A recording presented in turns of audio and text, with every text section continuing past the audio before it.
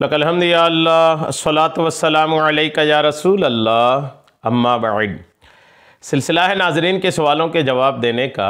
नाजरीन में से एक ने हमारे किसी वीडियो के कमेंट्स में सवाल कुछ यूँ किया है कि अगर हज के दौरान कोई औरत हालत हैज़ में हो जाए, नापाकी शुरू हो जाए, तो क्या वो औरत भी तवाफ़ नहीं करेगी? क्योंकि हज तो साल में एक बार होता है, फिर ये कि हज के दिन भी मुकर्रर होते हैं। तो ये शुबा में ये है कि जो हैज़ के दिन अगर शुरू हो गए तो ये तो 6-7 दिन तक रहते हैं, तो तब तक तो हज के दिन भी निकल जाएंगे, तो फिर वो तवाफ़ जो छूट गया उसका क्या होगा? आइए, दौरान हज अगर कोई हैज़ में हो जाती है तो क्या उसका मसला है, तवाफ़ की क्या उसकी हालत होगी? आइए जवाब तवज्जो के साथ सुनने की सआदतें हासिल कीजिए।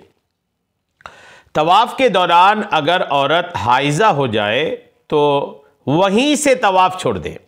अगर कोई औरत तवाफ़ कर रही थी और तवाफ़ के दौरान ही हैज़ आ गया, तो जहाँ हैज़ आया वहीं तवाफ़ को रोक दे।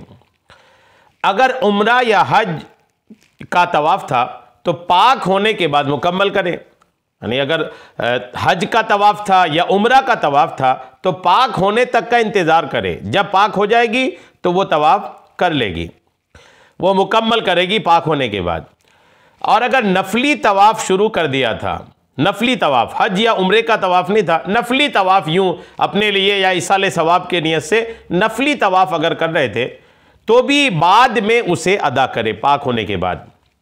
क्योंकि अगर कोई नफली काम शुरू करने के बाद छोड़ दिया जाए तो उसे मुकम्मल करना ज़रूरी होता है।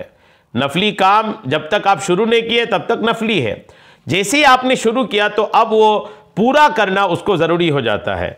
तो अगर आपने बीच में उसको छोड़ दिया, चाहे नफल नमाज हो, नफली रोज़ा हो या नफली तवाफ़ हो, अगर ये अपने करके शुरू करके अगर छोड़ दिया है तो फिर आपको इसको मुकम्मल करना ज़रूरी हो जाता है। औरत को अगर एहराम बांधने के बाद, औरत को एहराम बांधने के बाद अगर हैज़ आ जाए तो उससे एहराम बातिल नहीं होता, एहराम से निकलती नहीं, एहराम बातिल नहीं होता। अगरचे वो औरत कपड़े तब्दील भी कर ले, क्योंकि औरत का एहराम हज व उम्रा की नियत करना और तलबिया कहना है। जब औरत हज या उम्रा की नियत कर ले और तलबिया पढ़कर एहराम बांध ले तो वह मुहरिमा बन जाती है, हालत एहराम में हो जाती है। अलबत्ता ऐसी औरत के लिए हुक्म यह है कि ज़िक्र अज़कार और दुआएं वगैरह तो करती रहेगी, लेकिन तवाफ़ के लिए मस्जिद हराम में दाखिल नहीं होगी। अगर हरम शरीफ में है और एहराम के दिनों में ही वो हालत हैज़ से हो गई तो हुक्म यह है कि वो उन दिनों ज़िक्र अज़कार में मशगूल रहेंगे, तवाफ़ के लिए मस्जिद हराम दाखिल नहीं होंगी, बल्कि पाक होने के बाद ही तवाफ़ करेगी। जब भी पाक होगी उसके बाद ही तवाफ़ करेगी। हदीस मुबारका में हाइज़ा के लिए ये हुक्म है। जी हाँ, और इस तरह की रिवायात भी है, जैसा कि जामे तिरमिज़ी की हदीस नंबर 945 है कि हाइज़ा औरत बैतुल्लाह का तवाफ़ करने के अलावा तमाम मनासिक अदा करेगी। याद रखना चाहिए, हज बैतुल्लाह के दौरान अगर हालत हैज़ में हो जाती है तो तवाफ़े काबा के अलावा बाकी सारे मनासिक, बाकी हज के सारे काम जो हैं वो औरत कर सकती है, सिर्फ तवाफ़ नहीं कर सकती। इस दौरान अगर औरत ने यह समझा कि मेरा एहराम बातिल हो चुका है और उसने एहराम की हालत में जो काम मना है उनको कर लिया तो उस पर सदका या दम आ जाएगा। यानी कोई औरत एहराम बांध ली थी, उसके बाद एहराम की नियत बांधने के बाद एहराम में दाखिल होने के बाद फिर अगर हालत हैज़ में होने की वजह से वो समझी कि मेरा एहराम तो ख़त्म हो गया, अब हालत एहराम में जो काम मना थे वो कर लिए अगर, तो फिर जैसा काम उस हिसाब से सदका या दम उस पर लाजिम हो जाएगा। मसलन एक दिन पूरा या एक रात पूरी चेहरे को ढांपे रखा तो दम वाजिब होगा, और अगर उससे कम लेकिन 1 घंटा से ज़्यादा चेहरा ढांपे रखा तो आधा सा गुंदुम का सदका करना वाजिब होगा।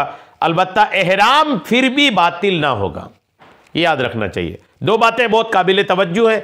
एक तो ये कि एहराम की हालत में अगर हैज़ आता है तो एहराम बातिल नहीं होता, बाज़ाब्ता उस औरत पर एहराम की पाबंदियां लगी रहेंगी, और जिस तरह एहराम की पाबंदियों में खिलाफ एहराम कुछ करने की वजह से दम या सदका लाजिम आता है, हैज़ के दिनों में भी अगर ऐसा कुछ करेगी तो उन पर भी दम या सदका लाजिम होगा।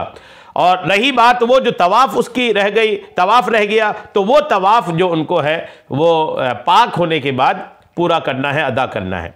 उम्मीद है बात आपको समझ में आ गई होगी। अल्लाह करीम हम सबको शरीअत के तमाम मसाइल सीखने, समझने और उस पर अमल की तौफीक अता फ़रमाए।